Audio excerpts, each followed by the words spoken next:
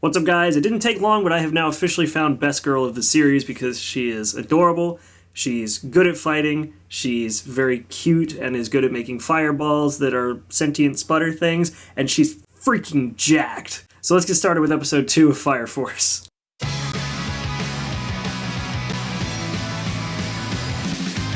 Welcome everyone to the new episode of Fire Force the Review, and oh man. So this episode was kind of back and forth, not really consistent with its tone. I don't really mind it, but I hope that this one kind of rushed feeling episode doesn't carry on for the rest of the series, because I do actually really hope that this series is good, gets what it needs to out, gets another season potentially. So I really hope that they don't rush through everything real fast, because this episode definitely felt a bit rushed. But that's not to say it wasn't a good episode. It was actually still a very good episode. In fact, we were introduced to a new character in this episode, which is part of what made it feel rushed, because we went from a new character to a pretty big character development moment for him, all within the same episode. But that new character is Arthur Boyle, a character who is very clearly designed, or at least takes inspiration from King Arthur, especially considering the fact that his plasma-based 3rd-gen fire weapon is called Excalibur. And apparently he has some history with Shinra. They both went to the same Fire Force Academy or whatever, and he just kept calling him Devil, and they were pretty much ready to fight one another right off the bat once they came across one another. And after a badass opening, we see Iris and Maki doing something which I'll talk about in a minute, and then Shinra and Arthur bust up onto the roof ready to fight one another. Oh boy, that's really not a good start for a character, but it's also a badass start for a character, so yeah. Anyway, up on the roof, before Shinra and Arthur come busting in, we have Iris and Maki up on the roof, and we get to see a little bit of what a 2nd-gen fire soldier can do, what their abilities sort of are, because I was sort of confused about her abilities. It seemed like she could disperse fire, but that was about it, because when Obi was being kind of attacked by this fire, the infernal we had in the last episode, she came up, touched his back, and blew the fire away. So it was sort of interesting to see more of her abilities elaborated on. But we see these little sputters that Maki can create, and they very clearly look like fire versions of the souls straight out of Soul Eater. And for those of you who don't know, the mangaka for Soul Eater is also the mangaka for this. So it's very clearly a similar design style, except it looks like they've figured out how to draw noses, because the noses for Soul Eater were kind of just flat. But yeah, so that is really cool to see, except the giant fire sputter that she called blah blah blah blah blah blah blah blah blah, whatever.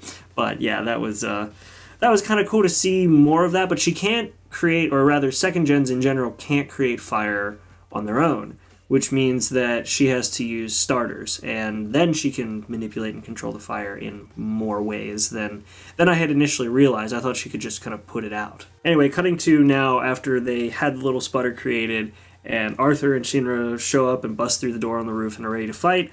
Here comes Hinoa to dampen the mood.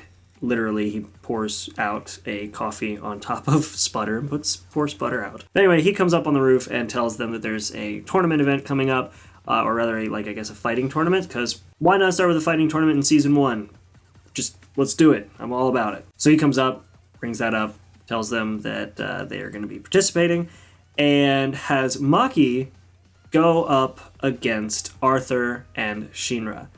And this is where she set herself in place as best girl for me, and why I think that she's absolutely a badass. Granted, before the fight, Arthur talked down to Hinoa, and even though he's the lowest ranking in the group, Arthur still feels as though he can talk down to Hinoa, and he gets away with it. Everybody thought that he was going to get just brutally annihilated by Hinoa, but he just kind of took it in stride and said, whatever, just kept going. So clearly Arthur has some traits of, being a smartass, or not, rather he seems like he's so dumb that he just doesn't realize it, but other people realize how dumb he is and sort of play sympathy on him. And speaking of dumb, thank you for everybody who pointed out in the comments last time that Maki is not an airhead, she's just a hopeless romantic, and that is played off of very heavily in this upcoming fight. So we learned that Maki was actually at one point a soldier, and that she knows how to break a man, and so she immediately goes right after Shinra,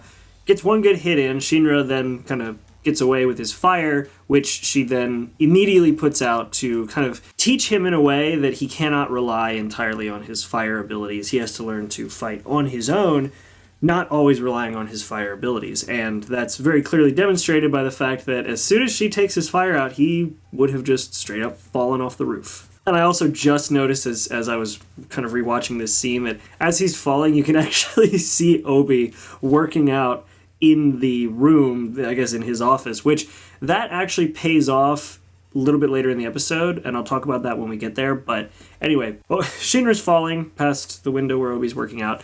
Then Maki gives him his fire ability back, and he lands safely, but he was pretty much out of the fight immediately once the fire ability was taken away from him. After that, it's Arthur's turn, and boy, oh boy, poor Arthur. So it looks like she's going to have a bit of a problem putting out his fire sword because it's plasma-based. It's much more difficult to put out because it's sort of a more refined version of the fire that Shinra can shoot out of his feet, but she manages to put it out regardless, and she puts a whooping on him, and he's, I can't strike a lady, it's I'm a knight after all, or a knight king, or whatever the hell he was calling himself, and she just straight up goes, chivalry's dead, and just kicks him square in the face, and then he calls her an ogre, and this is where we see her anger in fighting really come through in this scene, and it is glorious. And then for some reason, Shinra thinks it's a good idea to fly back up and try to fight again. Not a good idea. Maki turns around and Shinra says that she can be a bit brutish, it looks like, when she's fighting, and boy did that not go over well. She didn't take out both of their fires, which I thought she would. She did the hand push thing, and I thought, okay, both fires are gone. No, she turns them both into sentient little sputters, and so Shinra had 2 sputters on his feet, and Excalibur was turned into X-Sputterer, or whatever. And it's at this point that Hinoa compares her more to a witch in terms of her abilities, which actually works really well, and it kind of seems like they play off of that a bit, considering that her hat design in the show is actually like a witch's cap. So yeah, I would say that in terms of fire control as a second gen, she definitely has more of a witch-like ability to turn these things into, sentient, or it almost seems like she turns the fires into familiars, though it doesn't seem like they can really do much other than be directed by her, which I guess is what familiars do anyway. So anyway, moving on. So then she combines all of the sputters she made into one giant boba boba boba boba boba boba thing. And that was pretty much the end of the fight, because Shinra and Arthur now both are just not touching that. They're done. They're not doing that. And then, of course, Hinoa has to put it out with a fire extinguisher, which is just apparently heartbreaking for poor Maki. But that was an incredible fight, and I loved every minute of it. It was awesome. And after that, we see that Arthur and Shinra are still competing because Captain Obi takes them out for food, and they're basically trying to just eat as fast as possible, see who can eat the quickest. Such a childish thing, but whatever. And so since that's sort of where they kind of stand at that point, Obi just kind of lets that go and just plays along with it. Then it's pointed out that Obi doesn't seem to be very easily frustrated or aggravated. In fact, Shinra points it out after Obi kind of gets in his face and talks to him for a minute. But he always does seem very kind of lighthearted until the moment that he has to, get serious about his job, which I really like that about the character. But then this is where the very abrupt tone shift happens, because after we're introduced to the fact that some of them carry weapons, since Obi doesn't have any powers of his own, it seems, or rather he doesn't have powers of his own. No, he does not have powers of his own, that's correct. So Obi has to carry a ton of equipment. Now, 2nd and 3rd gen fire soldiers don't have to carry as much equipment. In fact, 3rd gens don't really have to carry any at all in the case of Shinra, except in this instance where it's close combat, and we have him carrying a fire axe, and then, of course, with Arthur, he's got Excalibur. But we learn about the equipment they have to carry, the body armor, the potential, weaponry, all that stuff, and, of course, it's up to Hinoa to do inventory on it, which, not surprisingly, he finds completely fun, or not fun work, but he has no care in the world about doing that work. He'll do it all day long. Then this is where, again, like I said earlier, the tone shift happens. A fire, or rather an infernal, crops up in one of the districts, and they go to it. Now, this is particularly a sort of more distressing infernal when it comes to the situation that it puts our cast in, because this infernal is the second in the same family, leaving just the daughter now with no family, or no direct family, mother or father, because her mother became an infernal, followed by her father. And so because of this, the captain, Obi, tells everybody carrying a weapon to hide their weapons in their jackets, which Shinra and Arthur both don't do. This is where we see Obi take things very seriously and actually get, somewhat angry and then way more angry down the road. And Obi pulls them aside and tells them, you can call it putting these infernals to rest, but we're killing these people. They were once human, that then became infernal. We're killing them. And he just straight out says it. And so that kind of puts a very dark overtone to the actual state of this world and what these guys have to do. Like, what their job is to essentially kill people who are no longer people. And there are still next of kin who are attached, who care about these people.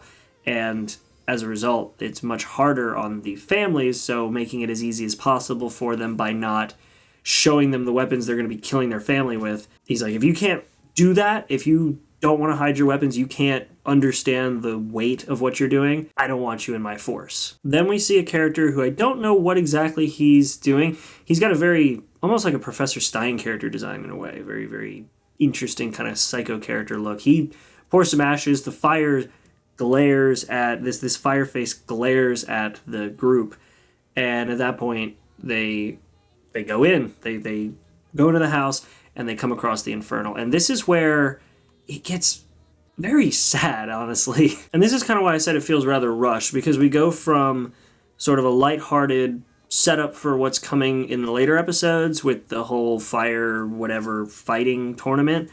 We have Maki and Iris sort of having this lighthearted deal, this lighthearted relationship / rivalry between Arthur and Shinra, and then it goes straight into confronting death, basically.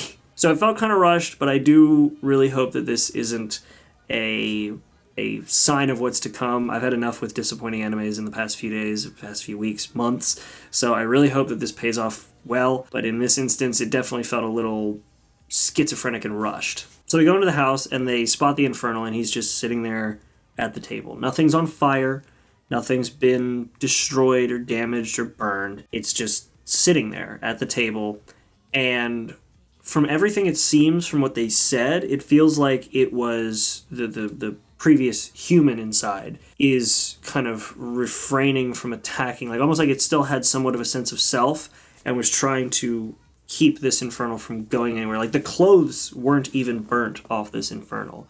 It was just sitting there. And Obi spots a picture frame, and puts it down, and kind of hides his sight from what this infernal once was. And this, again, gets very dark, facing straight up death. And so Arthur chooses to be the one to take out the infernal with Excalibur, and they start the prayer, and walks up behind the infernal, and like lightsabers his core out. And so that seems to be it. It dissolves, and it's this very, like, somber and grim sort of moment in the episode. And then this same character, the same Professor Stein-looking character, pours some more ash, I believe it was, and then the entire house starts to collapse. And this is where we see the whole, like, they hinted at how much Obi works out in the last episode, and of course we get a hint of it several times in this episode with a weight on his nose and he's lifting, and then the other one, as Shinra's falling off the building, he's working out. And we see why. So they said in the first episode that Obi is not powered, which he's not. He's apparently not any sort of generation fire soldier. He can't create fire, he can't control fire, but dude is powerful. He stopped the roof of a building from falling and breaking what he was trying to save for the next of kin, and at that point was able to escape. So dude's massive, and the fact that they showed him working out, that's why. So he could be that strong. Like, dude's working to be the next One Punch Man of this post-solar era fire soldier world. And he definitely got a good shot at it because, hot damn, he's strong. This is where, at the end of the episode, he gives this last sort of memento to the next of kin, the girl who was crying, who's also afraid of becoming an infernal now, because we don't really know how the whole infernal thing works. Get enough breath out there, dog? We really don't know how the whole infernal thing works or why, and so can't really say it's okay, you're not going to become an infernal, but he tried to give the daughter of this infernal some comfort, give her some peace of mind, which apparently is not a very easy thing, or not something that is often accepted by people, because these are the fire soldiers who have to go in and kill their family members who have become infernal.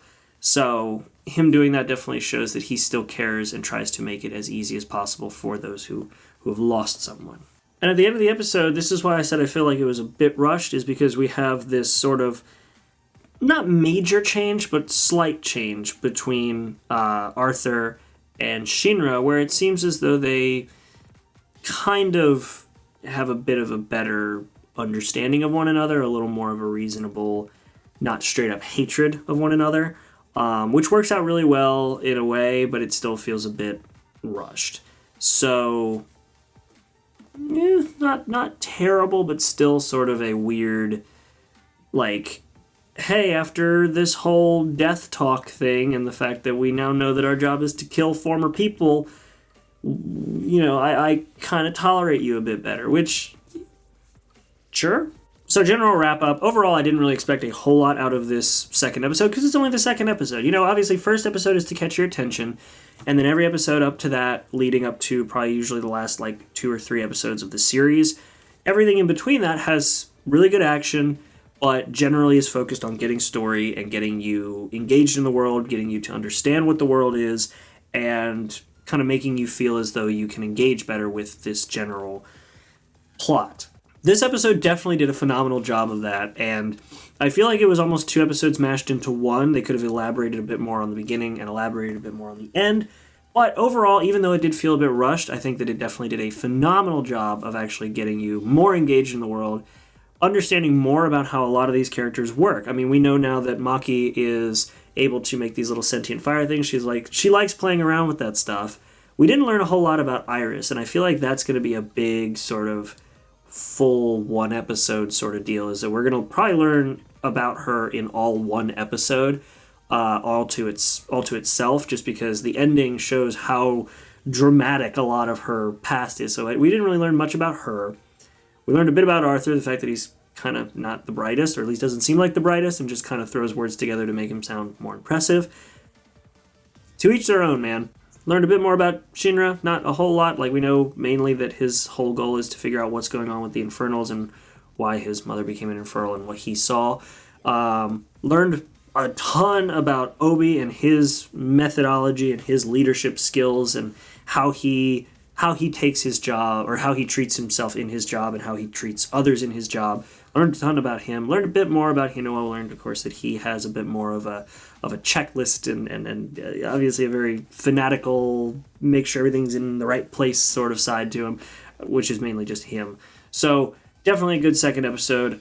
I highly recommend it. If you guys haven't watched it already, check out the link in the description where you can go watch it on Funimation. If you don't have Funimation in your country, I don't know what to tell you, unfortunately. I'm going to do some more research on where else to watch this legally. I really only endorse watching it legally. But other than that, I hope you guys enjoyed. This is so far a phenomenal series. I'm highly, highly anticipating more out of this series. I want to start Dr. Stone and a few others that are happening this season. And of course, Fairy Tail will continue as normal. So hope you guys enjoyed this. Please make sure to like and subscribe. Check out the links in the description. Like, comment, all that fun stuff. And I'll see you all in the next video. Make sure to be there and have a good one.